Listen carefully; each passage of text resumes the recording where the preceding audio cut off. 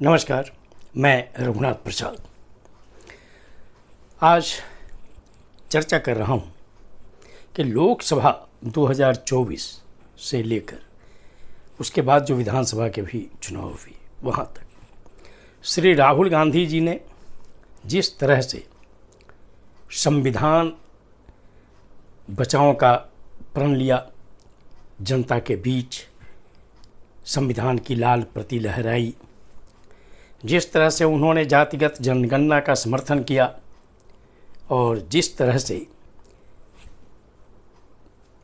SC, ST, OBC के आरक्षण में 50% की सीमा हटाने की बात की, वो निश्चित तौर से बहुत ही महत्वपूर्ण कदम है सामाजिक न्याय के लिए। आज भले सामाजिक न्याय के लोग कुछ हतोत्साहित हो गए हों हरियाणा रिजल्ट के बाद, लेकिन उन्हें हतोत्साहित होने की ज़रूरत नहीं है। यह मानना पड़ेगा कि श्री राहुल गांधी ने अगर इस तरह से पुरजोर आवाज़ नहीं उठाई होती, अगर श्री राहुल जी ने प्राइवेट सेक्टर्स में बड़े पदों पर रिप्रेजेंटेशन की बात SC, ST, OBC की नहीं उठाई होती, यदि उन्होंने मीडिया में SC, ST, OBC के रिजर्वेशन की बात नहीं उठाई होती कितना रिप्रेजेंटेशन है, यदि उन्होंने भारत सरकार में कार्यरत जो 90 सेक्रेटरी हैं जिनमें SC, ST और OBC के कितने पदाधिकारी हैं, इनकी बात अगर नहीं उठाई होती तो आज सारे देश में ये स्थिति पैदा नहीं होती। आज अगर भारतीय जनता पार्टी की सरकार इस साल के बजट में बेरोजगारों के लिए इंटर्नशिप लेकर आई है, अभी प्रोजेक्ट शुरू हुआ है, 1.25 लाख लोगों के लिए 5 करोड़ का लक्ष्य है, और जो ये कैश दिया जा रहा है 5,000 रुपया महीना दिया जाने वाला है और एक बार 6,000 की राशि भी मिलेगी, जिसमें कंपनी का शेयर प्रति माह 500 रुपये का होगा, 12 माह के लिए 4,500 सरकार दी। ये भी कहीं ना कहीं जो कैश फ्लो की बात श्री राहुल जी करते रहे हैं उसी का असर है। यदि लोकसभा चुनाव के बाद, चूँकि पिछड़ों का आरक्षण बहुत इम्पोर्टेंट इशू बन गया, SC, ST का आरक्षण बहुत इम्पोर्टेंट इशू हो गया, 50% कैप बहुत इम्पोर्टेंट इशू हो गया, संविधान की रक्षा बहुत इम्पोर्टेंट इशू हो गया, इसलिए हरियाणा की भारतीय जनता पार्टी की सरकार मजबूर हुई कि नॉन क्रीमी लेयर OBC का जो लिमिट था 6 लाख से 8 लाख करने का निर्णय उसको लेना पड़ा। जबकि संभवतः पिछले ही साल ऑनरेबल सुप्रीम कोर्ट में एक केस के मामले में उल्टा एफिडेविट सरकार ने किया था। वहाँ की सरकार को मजबूर होना पड़ा कि आरक्षण का प्रतिशत जो 15% है उसको 27% किया जाए। मेरे ख्याल से क्लास 1 और 2 में शायद प्रतिशत कम है। ये भी देर सवेर भारतीय जनता पार्टी को करना पड़ेगा। अब महाराष्ट्र सरकार इनकम लिमिट को बढ़ाने का प्रयास कर रही है। यहाँ पर यह भी बतला दूँ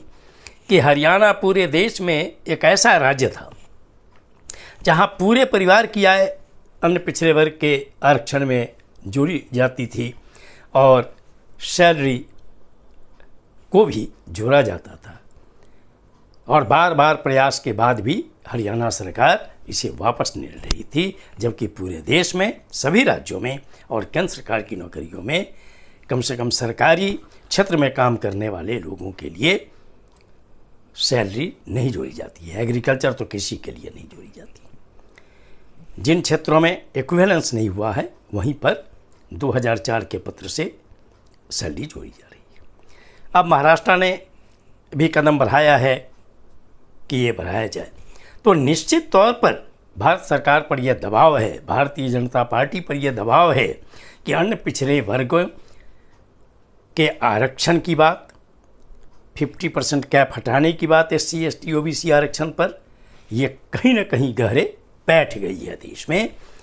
और भारतीय जनता पार्टी को अब वो राजनीति करनी ही पड़ेगी कि 50% कैप को हटाने के लिए भी उनको देर सवेर आगे आना होगा। राहुल गांधी जी ने जो